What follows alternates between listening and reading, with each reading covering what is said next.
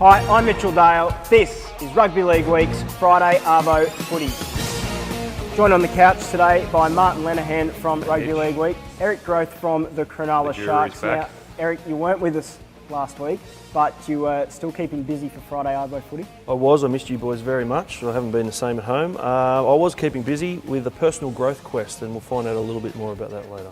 There we go. Well, we will find out about that a little bit later. I've also got a mole scoop for you a little bit later on in the show. Now, boys, the big news from last weekend was Luke Brooks. He was on the cover of Rugby League Week. It felt like he was everywhere. He destroyed the Titans. He was very good. Eric, you're a 19-year-old when you debuted, just like Luke Brooks. What's it like? What's the hype like? And how do you deal with that as a teenager? Definitely hype. I come from not playing football at all to playing, and then not even a year later I was in first grade, so the media was happening all around. But to Brian Smith's credit, he put a media ban on me, and it was the best thing ever. I didn't have to do any interviews. I didn't want to at the time, so it was perfect for me. And I think he's got a real good head on his shoulders, Luke Brooks. I think he'll handle it okay. You know, seeing his face everywhere can be tough. But, mate, I heard him after a game. Actually, one of the boys asked him, how'd you feel in the trial match? And he said, oh, mate, I was scared. You know, I'm glad to get it out of the way. He's very humble. It doesn't go to his head. I think he's going to be a star. Yeah, that's right. He seems to have his head screwed on. He's also got quite a few experienced players there at the Tigers, Braithen Astor, Robbie Farah, those guys. I think they'll keep him in line too. Now, interestingly, we went out to have a chat to Brian Smith this week. He's been doing some work with Rugby League Week in the magazine, tracking a player each week. First week he tracked Luke Brooks against the Dragons, where he had a bit of a quieter night, but we asked him for his thoughts on how he's improved from round one to round two. I really liked his confidence in the first game, and he would have had that knocked around by the way the game went. And the fact that he missed quite a few tackles. So it's a really good sign about him, I reckon, in the second game where the Titans tested him with Big Taylor running at him. There's no one bigger or stronger than that guy, and he got his body right in front of him, and it was obvious that he wanted to make a statement. I think that was probably the key area. Yeah, look, it's interesting, isn't it? Dave Taylor, massive human there, as Brian said, running at Luke last week. It ain't going to get any easier this week for the young bloke with some Burgess boys coming at him. But look, I think he showed a lot more steel in defence last week, and I expect him to stand up pretty strong this week as well. Yeah, that's right. We also went out to South's training and we asked them what they think of him and also how they're going to deal with him. Yeah, so let's have a listen. He's sensational. I've seen some of his highlights. Just the way he's taken the ball to the line, I think he's definitely a star of the future. Reminds me a little bit of Andrew Johns, so we've got to watch out for him. He's a star. We want to make him tackle. We want to get him involved defensively in the game. Look, just be on our toes. He's got an arsenal of weapons, his kicking game, his passing game. You know, he's a halfback, obviously. You know, we want to be throwing a bit of traffic towards him, and same with everyone else on the field. I think they like to throw the ball around, so we're going to have to win the ruck area, and limit Robbie Farah and young Luke Brooks' involvement in the game. So if we can do that, we should go a good way to winning the game. Yeah, everyone's certainly got an opinion on him. Boys, quick tip for tonight. Look, I think Brooks will be great, but South pretty easily in the end. Hopefully Brooks stands up to the challenge, but yep, South have got him. Yeah, look, I think so too. I think he'll go well. This will be his biggest challenge. I do think the Rabbitohs will get them.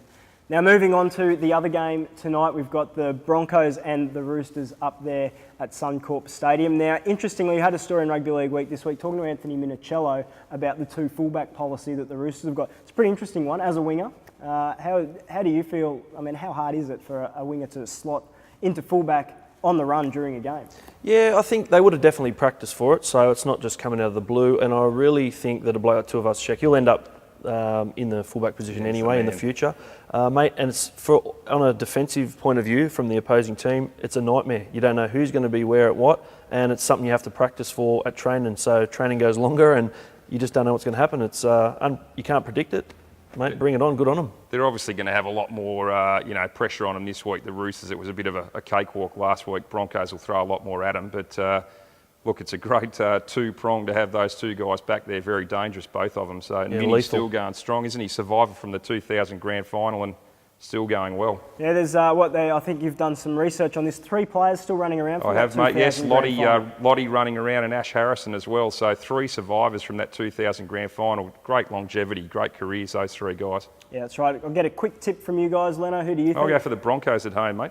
The red, white and bluesters, mate, they're on a roll and they're not stopping anytime soon. Yeah, no, I'm going to side with Eric on this one. I think the Roosters will be too good for the Broncos. Okay, very exciting new segment for Friday Arvo Footy and a very exciting part of your life. Eric, over to you. I'm on a personal growth quest, a personal Eric growth quest, and I want to learn a new language. So I started with Sam Tagatese teaching me how to say a certain line in Samoan. Let's have a look. Ese lo fai, mai lo new. Louder! Ese lo fai, mai lo new. All right, so that's the expert. Eric, let's see how you Right. go, mate. Hang on a minute, I've just got to get in character here, hang on. Ave isi lo fai, mai lo new.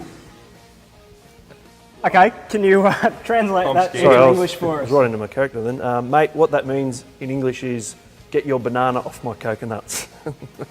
Right.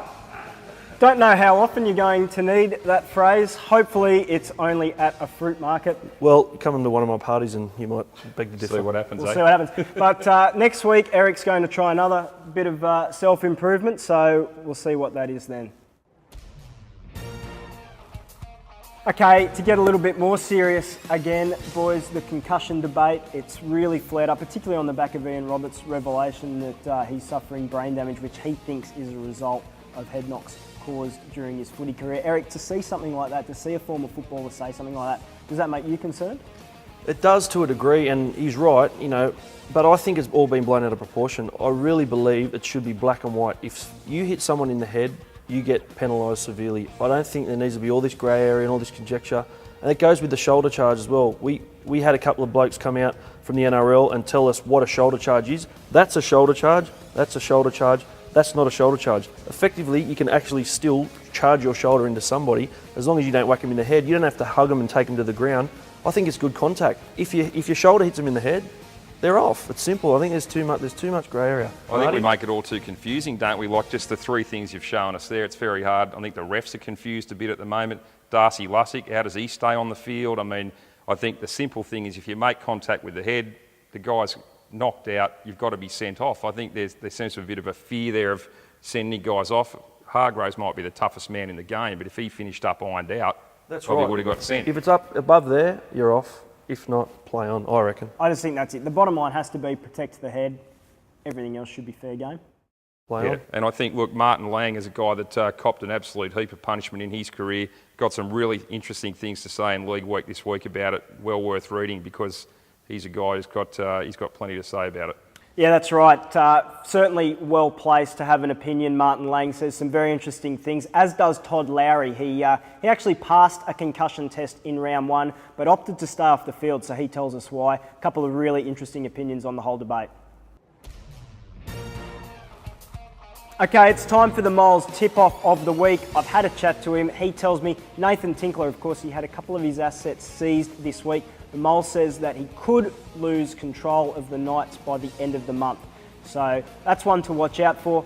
Another one to watch out for, boys. It's back. It's back. The encouragement one is back. It's better. It's got a base. Over to you, Eric. So excited when I see that thing. This week's encouragement award, I believe, goes to the man who, or maybe the woman, whoever it is, they come up with this.